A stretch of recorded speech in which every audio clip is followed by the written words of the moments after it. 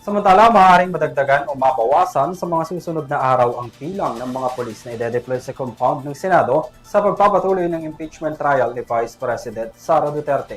Ayon sa National Capital Region Police, nakahanda silang ipatupad ang maximum tolerance sa gitna ng mga posibilidad na pagsasagawa ng kilos protesta sa Senado at pagkakaaresto kay Senador Rodante Marcoleta. Narito ang aking balita.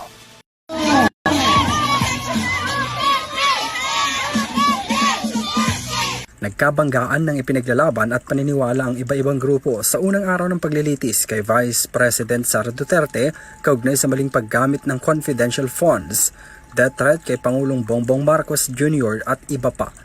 Ang grupo ng Sandugo bitbit ang kanilang placard na kasulat ang mga panawagang panagutin si Duterte kaugnay sa paglustay umano nito ng pondo ng taong bayan. Pabor kami sa impeachment. Kailangan malitis siya, si Sara, at the same time, ma-convict.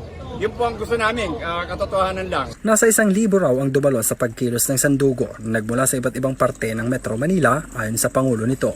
Kabilang sa kanilang ipinaglalaban ang pagbabatikos sa kasalukuyang administrasyon na hindi raw tama.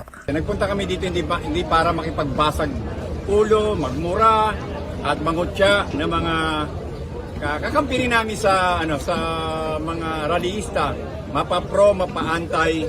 Kami dito ilalabas na namin sa loobin, matyagan, bantayan namin ang hearing ng Senado. Kailangan naman nakita niyo naman kung paano naman sila bumana sa administrasyon.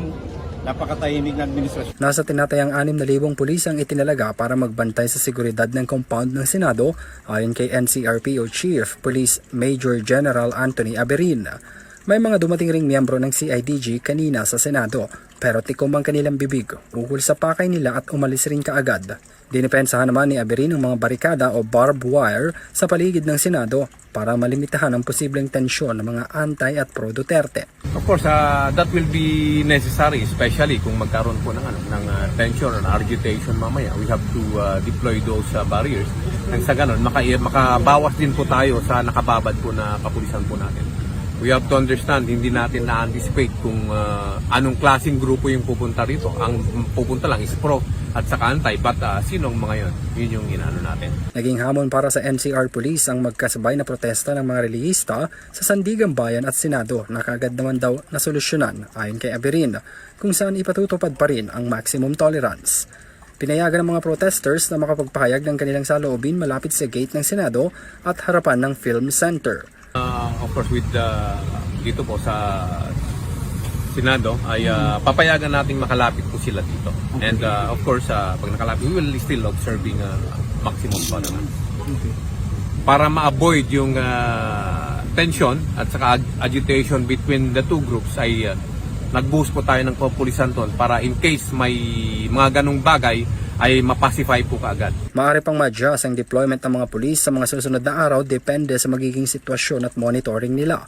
Nakahanda rin ang mga pulis na ipatupad ang seguridad sa mga susunod na araw, kasunod na rin ang pagkakaresto kay Senator Rodante Marcoleta na inaasahan raw isasagawa ng ilang grupo. Mula dito sa Senado para sa EuroTV News, ako si Henry V. Nicolas. Sumasaludo sa bawat Pilipino.